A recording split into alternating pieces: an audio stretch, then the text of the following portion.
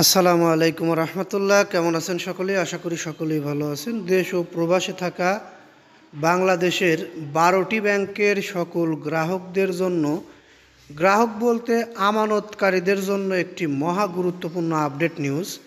12 ব্যাংকের আগ্রাসী ঋণ বিতরণ ঝুঁকিতে গ্রাহকদের আমানত। অর্থাৎ এখন যে 12টি ব্যাংকের নাম এবং তথ্য প্রকাশ করব, এই তথ্যের মধ্যে আপনারা জানতে পারবেন 12টি ব্যাংক বর্তমান কী অবস্থার মধ্যে আছে এবং গ্রাহকদের আমানত কতটা ঝুঁকিপূর্ণ অবস্থায় রয়েছে। এক কথায় কপাল পুড়তে পারে এই 12টি ব্যাংকের গ্রাহকদের, ঠিক এরকম হেডলাইনে নিউজটি প্রকাশিত হয়েছে। সীমার অতিরিক্ত ঋণ বিতরণ করে সঞ্চয়কারীদের আমানত ঝুঁকিতে ফেলেছে 12 বাণিজ্যিক ব্যাংক। বাংলাদেশ ব্যাংকের প্রতিবেদন বলছে, এর মধ্যে রয়েছে প্রচলিত ধারার 5টি ব্যাংক ও ইসলামী ঘরানার 7টি প্রতিষ্ঠান। এতে সবচেয়ে খারাপ অবস্থায় আছে একীভূত হতে যাওয়া ফার্স্ট সিকিউরিটি ইসলামী ব্যাংক, আর প্রচলিত ধারার মধ্যে শীর্ষে ন্যাশনাল ব্যাংক।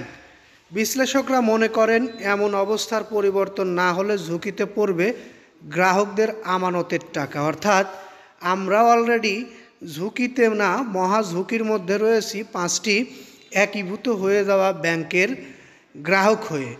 আবার যদি 7টি ব্যাংকের গ্রাহকদের এই অবস্থা হয়, তাহলে বাংলাদেশে ব্যাংক খাতের উপর থেকে গ্রাহকদের আস্থা উঠে যেতে সময় লাগবে না। বাংলাদেশ ব্যাংকের নিয়ম অনুযায়ী প্রচলিত ধারার ব্যাংকগুলো আমানতের সর্বোচ্চ 87% এবং ইসলামী ব্যাংকগুলো সর্বোচ্চ 92% পর্যন্ত ঋণ বা বিনিয়োগ করতে পারে। কিন্তু গত আগস্ট শেষে 7টি ইসলামী ও 5টি প্রচলিত ধারার ব্যাংক এই নির্ধারিত সীমা লঙ্ঘন করেছে। এমনকি 7টি ব্যাংক আমানতের চেয়েও বেশি ঋণ দিয়েছে। অর্থাৎ এদের এফডিআর, আইডিআর সেঞ্চুরি ছুঁয়েছে। প্রচলিত ধারার ব্যাংকের মধ্যে সবচেয়ে বেশি সীমা লঙ্ঘন করেছে ন্যাশনাল ব্যাংক, যার এডিআর দাঁড়িয়েছে 119.14%। এরপর রয়েছে এবি ব্যাংক, যার মোট এডিআর 96%, আর তাদের ইসলামিক ইউন্ডোতে এই অনুপাত 54.71%। প্রিমিয়ার ব্যাংকের এডিআর 88.82% হলেও তাদের ইসলামী ইউন্ডো সীমা ভেঙে ঋণ দিয়েছে 96.20%। রাষ্ট্রায়ত্ত বেসিক ব্যাংকের এডিআর দাঁড়িয়েছে 87.03%।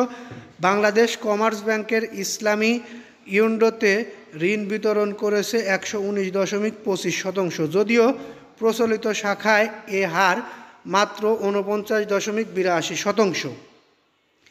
বাংলাদেশ ব্যাংকের পরিচালক ও সহকারী মুখপাত্র মোহাম্মদ শাহরিয়ার সিদ্দিক 71কে, অর্থাৎ আমি যে নিউজটি আপনাদের মাঝে তুলে ধরেছি, এটি 71 নিউজের মাধ্যমে আপনাদের মাঝে তুলে ধরেছি, 71কে বলেন এডিআর সাধারণত দুইভাবে বিভক্ত করে। কোনো ব্যাংক অতিরিক্ত ঋণ বিতরণ করায়, আবার অনেক ক্ষেত্রে ঋণ বিতরণ না বাড়লেও গ্রাহকরা আমানত তুলে নিলে এডিআর সীমা লঙ্ঘন করতে পারে। তবে বর্তমান পরিস্থিতির উপর নির্ভর করে বলা যায়, গ্রাহকদের আমানতের টাকা এসব ব্যাংক থেকে হয়তো অতি দ্রুতই বেশিরভাগ গ্রাহকরাই তুলে নিতে পারে বা তোলার জন্য হিড়িক লেগে যেতে পারে। তো আমরা আপনাদেরকে বলবো, সরকারি নির্দেশনা অনুযায়ী চলার চেষ্টা করবেন। গ্রাহকরা ব্যাংকগুলো থেকে টাকা তোলার প্রয়োজন মনে করছি না, অপ্রয়োজনে। আপনাদের একান্তই ব্যক্তিগত ব্যাপার। আমি 71 নিউজ থেকে আপনাদেরকে সরাসরি দেখিয়ে দিলাম, এখানে আমার ব্যক্তিগত কোনো কথা নেই। নিউজটি ভালো লাগলে একটি লাইক দিবেন, আর আমাদের এই চ্যানেলের নিউজগুলো পেতে চ্যানেলটি সাবস্ক্রাইব করে বেল বাটন অন করে রাখবেন। মতামত থাকলে কমেন্টে জানিয়ে যাবেন। এই বলে এখান থেকে বিদায় নিই। আসসালামু আলাইকুম।